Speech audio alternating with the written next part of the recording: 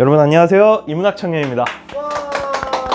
네, 오늘 이 귀한 자리에 와주셔서 정말로 감사드립니다. 그래서 제가 오늘 여러분들에게 말씀드릴 내용도 정말 좋은 내용이니까 귀 활짝 열시고 들어주시면 감사하겠고요. 네. 여러분이 여기까지 오시기까지 드린 게 뭐가 있죠? 돈, 강의료 있죠. 네. 그리고 그 다음에 돈보다 더 중요한 뭐가 있죠? 시간이 있습니다. 그래서 오늘은 이 시간에 대해서 좀 설명을 드려보도록 하겠습니다. 네, 우리가 가장 많이 필요로 하는 것 중에 하나입니다. 어쩜 돈보다 더 필요로 하는 것 중에 하나예요. 제가 생각했을 때 여러분들이 원하는 거 제가 아주 잘 알고 있습니다. 모든 분들이 모두는 돈을 원할 수도 있고 뭐 좋은 인간관계를 원할 수도 있고 뭐 변화와 성공을 원하실 수도 있고, 그런데 제가 생각했을 때 여러분은 시간, 즉 나의 자유를 원하고 있어요. 여기 있는 분들 모두 다 회사 생활 하시죠? 근데 여러분이 회사 생활을 하신 이유는 뭡니까? 돈을 벌기 위해서. 나하고 저는 그렇게 생각을 하고 대부분의 사람들이 그렇게 생각을 할 겁니다. 근데 여러분이 회사 생활을 하면서 돈을 버는 이유는 단순히 내가 돈을 벌어서 부자가 되기 위함이 아닌 내 시간으로부터 자유로워지기 위해서입니다.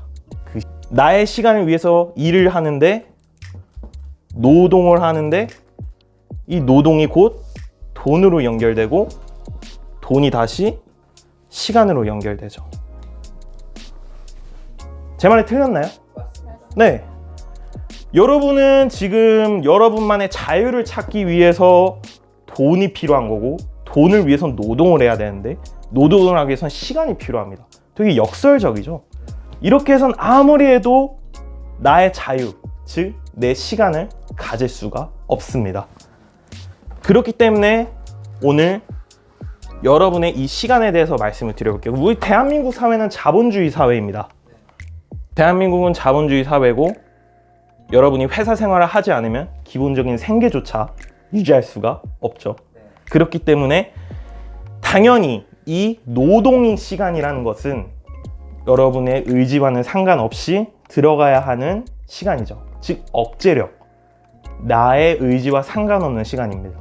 그래서 내가 가고 싶지 않아도 결국은 회사는 출근해야 되고, 안 나가면 해고되니까요. 그렇다면은 이 시간은 어쩔 수 없다고 가정을 하고, 그러면 반대로 퇴근 후에는 어떤 시간을 보내고 계신가요?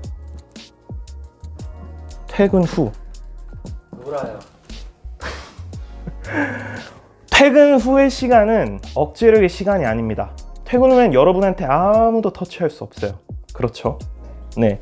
이 퇴근 후의 시간이 곧 여러분의 자유로운 시간입니다. 이 시간을 어떻게 활용하고 계신지 여쭤보고 싶은데, 어떤 사람은 퇴근 후에 뭐 자기 개발을 하는 사람들도 있을 수 있고, 퇴근 후에 내가 받은 스트레스, 이거 푸느라 다들 바쁠 겁니다.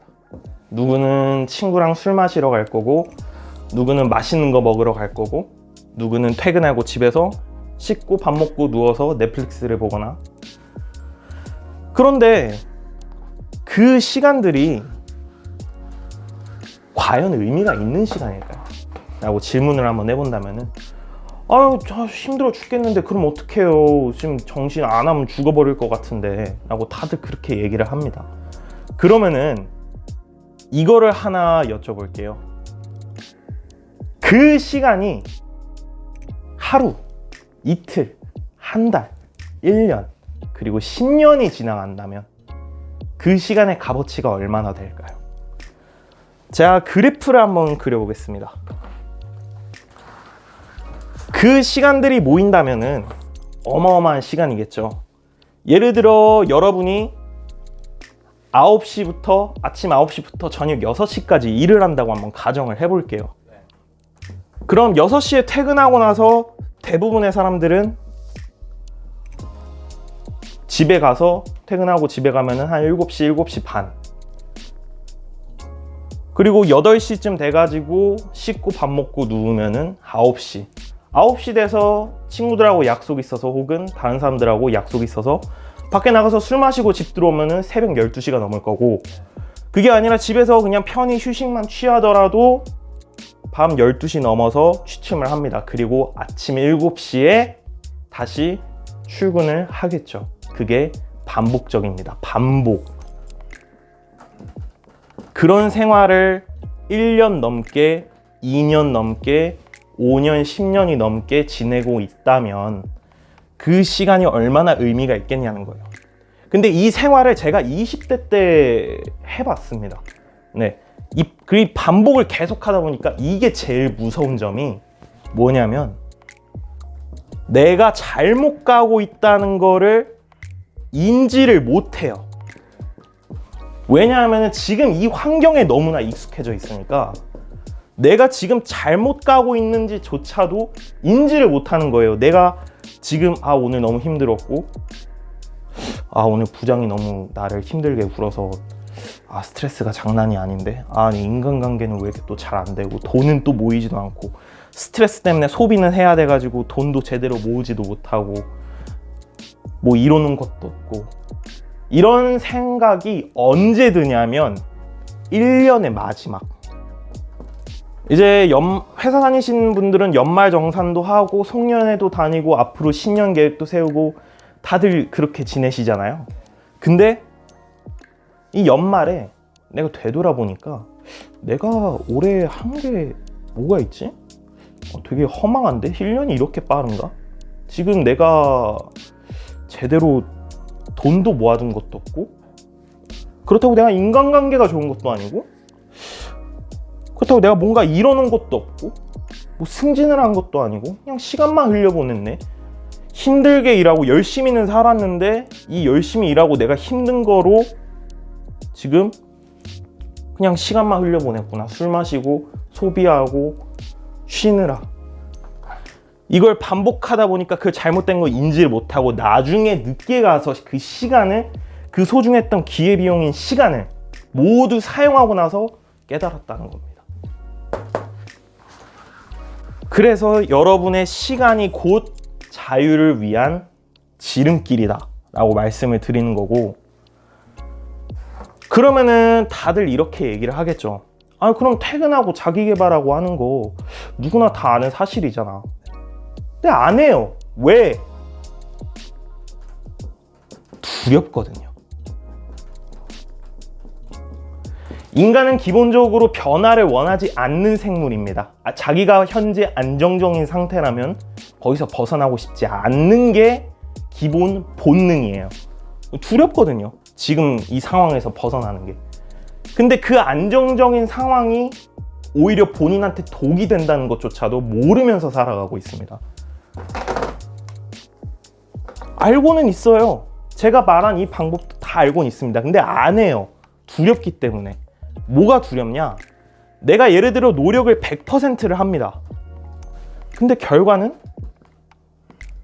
에게 10%밖에 안 나와요. 내가 들인 노력이 100%인데 그만큼 결과가 안 나오니까 별로 할 가치를 못 느끼는 겁니다. 그럼 제가 이거 하나 질문해 볼게요. 여러분이 만약에 100%의 노력을 계속해서 부었어요. 그래서 이 100% 하면 10%가 나온다고 제가 말씀드렸죠.